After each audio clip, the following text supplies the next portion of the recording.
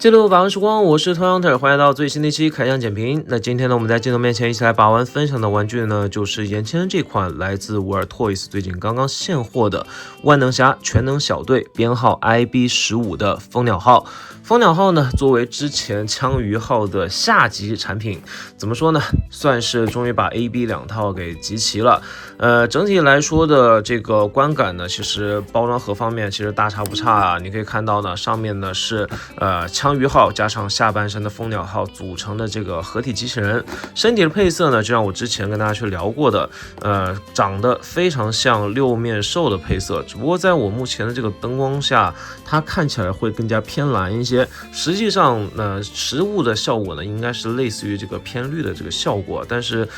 不同的灯光下看出来的这个颜色是稍有区别的。那这次的变形以及玩法呢，基本上还是集中在类似于戴亚克隆的这个操作。首先呢，小兵人一个啊，然后可以坐在驾驶舱里面，那加上之前的这个枪鱼号，那是直接是有2个驾驶员，而且可以同时搭载在这个超级机器人里面，只不过呢，一个驾驶员在前，一个驾驶员在后。那这边展示的是这次的蜂鸟号组成下半身的这个部分，当然呢，你也可以把它还原成类似于这个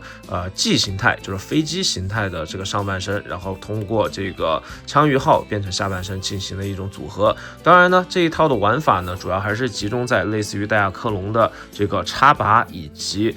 多段式的自由组装的这个玩法。这边提供的这个思路呢，就是把它和枪鱼号组成，变成一个更大的这个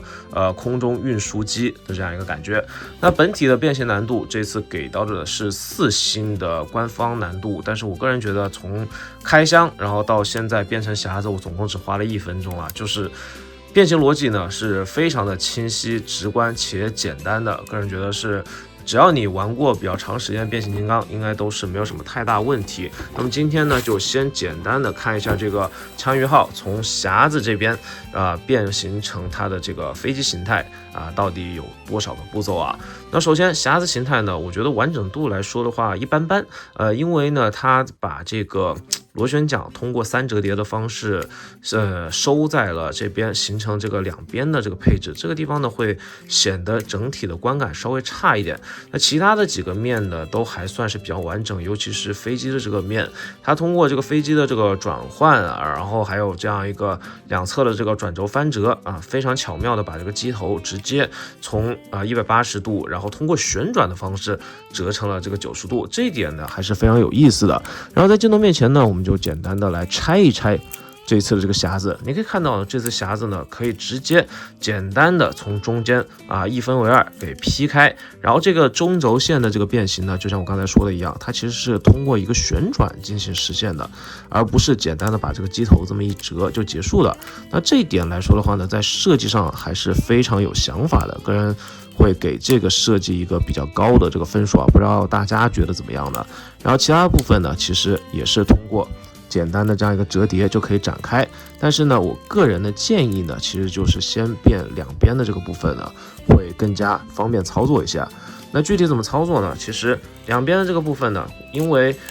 如果你想图简单，其实可以直接把它旋开，因为这2边都是插装，而且这次的这个插装，我觉得会比旁边魔桥的这个手臂要紧实一些。我觉得这个设计上呢，肯定也是照顾了它把玩项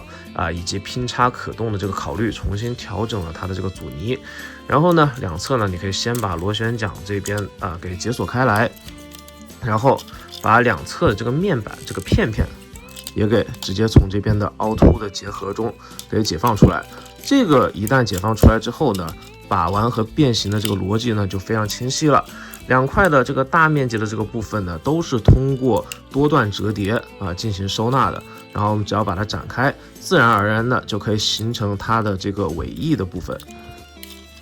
然后接下来这个步骤呢，也是在变形金刚里面或者说其他变形玩具设计里面比较常见的这个 Z 字的折叠。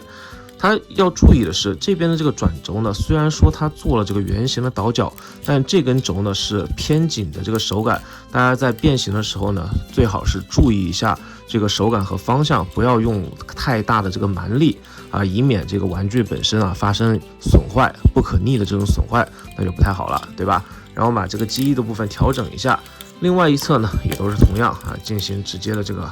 展开，然后打直，再转正，那就 OK 了。那剩下的部分呢，其实就是调整这个机身的位置，然后把各个面板呢进行旋转和扣合，然后我们稍微整形一下，这个飞机呢基本上就完成了。好的，通过2分钟的整形之后呢，这一款科幻的直升机呢就在我们面前就产生了。它其实呢算是一个太空梭的感觉，然后两侧加了这个螺旋桨。如果想象的话呢，也可以把它想象成一个类似于运兵的飞船。为了结合这个戴亚克隆的玩法，当然这种开机舱，包括这个起落架的这个部分呢都有保留，而且身上呢也遍布了这个3毫米的，应该是5毫米的这样一个插口，